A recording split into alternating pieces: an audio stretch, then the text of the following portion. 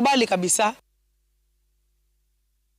Familia mbili za waathiriwa waliouawa kwenye mikutano ya ODM katika eneo la Kitengela, kaunti ya Kajiado na Mbale huko Vihiga sasa zinalilia haki. Familia ya Vincent Ayomo aliyeuawa kwa kupigwa risasi eneo la Kitengela ikitaka polisi kuwajibikia mauaji yake. Aidha, familia ya George Olande huko Kisumu ina ujumbe sawia kwa serikali kuhusiana na kifo cha jamaa yao.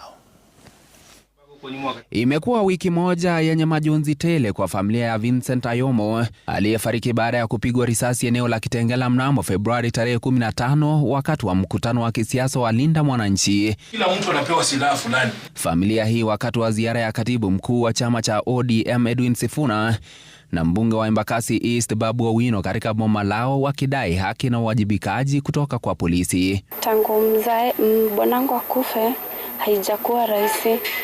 Juu yeye ndiye alikuwa tegemeo na kwa saa hii iko hivyo.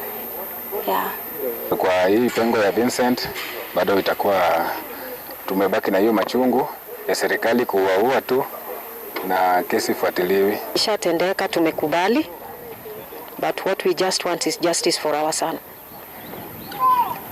Justice for our son. Kuzio pengo yenye ameacha hakuna mtu mwenye anaweza ijaza.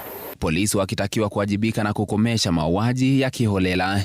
Tutazidi kushinikiza kwamba wale askari ambao walimpiga Vincent risasi pamoja na vijana wengine wote ambao wameuawa katika maandamano ya amani waweze kuletwa mbele ya sheria. Condemn this act and we say that that police officer should be brought to book because every police officer leaving a station clearly left a station with a gun and the gun is known. And all the bullets are numbered.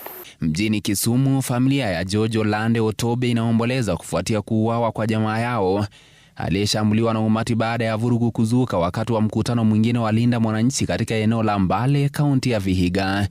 Kwa huzuni na majonzi, mkewe George Olande anaelezea matukio ya Februari tarehe 21 wakati alipokea taarifa za kuuawa kwa mumewe. Kuna one friend niko naye kwa hii simu, kumbe alikuwa huko. Akaniambia, "Sifula uko wapi?" Nikamwambia niko kwa ofisi ya kina Luanda, wameniambia wanashughulikia Luanda. Luanda akosi. Nikamwambia watu wana kudanganya. Bwana kama amekufa, bwana kako hapa chini. Upasuaji wa mwili ulifanyika Jumapili ukibaini kuwa George alifariki kutokana na majeraha ya kichwa. Ben Kirui, runinga ya Citizen, Nairobi.